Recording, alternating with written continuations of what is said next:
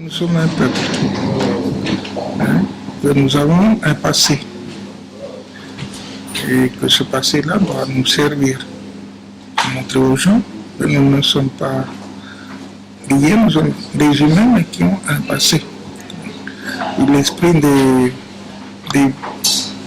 vieux, qui sont l'esprit des anciens, doit fournir à notre génération et surtout à la génération à venir un droit de fierté. Un droit de fierté que les jeunes doivent penser, garder. Comme nous les vieux, on a essayé un petit peu de garder. L'identité, elle est multiple aujourd'hui. Mais c'est en même temps le danger.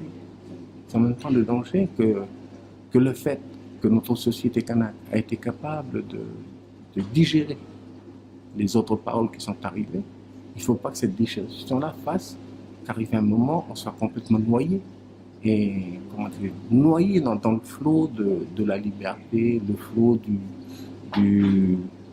de l'identité commune. Pour moi, il n'y a pas d'identité commune. Mon identité à moi, c'est parce que j'appartiens à un clan. Comme notre kanak, il appartient à un clan. Que l'identité commune pour moi, ça n'a pas de sens quand on parle pour un kanak. Ce sera un héritage d'une richesse. Ce sera, comme on dit en Lifou, le Kwenenod. Kwenenod, c'est la coutume, selon l'ère linguistique, et selon les traditions, la parole transmise. Et jusqu'à présent, c'est toujours oral. Mais pour une fois, la parole elle va être transcrite dans la charte. Et là, ça va être la même parole pour les 8 pays. C'est ça le plus fort. C'est une seule parole, un seul peuple. Peuple kanak. La charte aura toute son importance. Parce il va s'agir de parler de la constitution de ce pays. Et nous le savons très bien que cette charte a été élaborée, a été travaillée, a été signée par les chefferies de notre pays qui font eux-mêmes partie de l'identité kanak, ou sinon qui représentent eux-mêmes l'identité kanak de ce pays. Voilà, on parle aujourd'hui pour l'héritage de la jeunesse, c'est-à-dire que le travail qui est commencé, il faudra qu'il y ait une suite. Quelle que soit la situation du pays demain, qu'il soit indépendant ou pas, le projet de société du peuple kanak est en marche.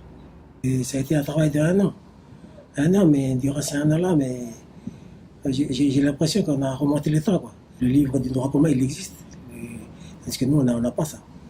Donc il faudra quelque part qu'on retrouve nos repères, quoi. Et puis c'est important pour l'avenir de nos enfants, parce que nos enfants, ils vont être amenés à s'imprégner de ça et puis à faire en sorte pour que le futur il soit doté de sagesse, d'humilité, de respect. Ça va devenir immortel, ce socle commun qu'on est en train de mettre en place. Puis d'ailleurs, moi, je remercie tous les vieux qui ont mis en place ceci, en particulier le grand frère Raph, là, parce qu'il a eu ce déclic-là de faire ce travail-là. Puis tous les vieux sont derrière lui aujourd'hui. Voilà, avec tout le monde ensemble, on essaie de l'accompagner parce que c'est un travail qui nous est dû, c'est un travail qui est propre à nous, quoi. Et puis parler des valeurs kanak, c'est parler des vieux, parler de nos ressources, de nos racines surtout. Parce que nous, on est issus de la terre, on est issus de l'environnement, on est issus des montagnes, on est issus des rivières ici. Ici, partout, ici, ça nous appartient. Et puis c'est surtout ça nous ressemble. Il faut parler de tout ça. Parce que quand tu vois des bâtiments, mais ce n'est plus nous, ça.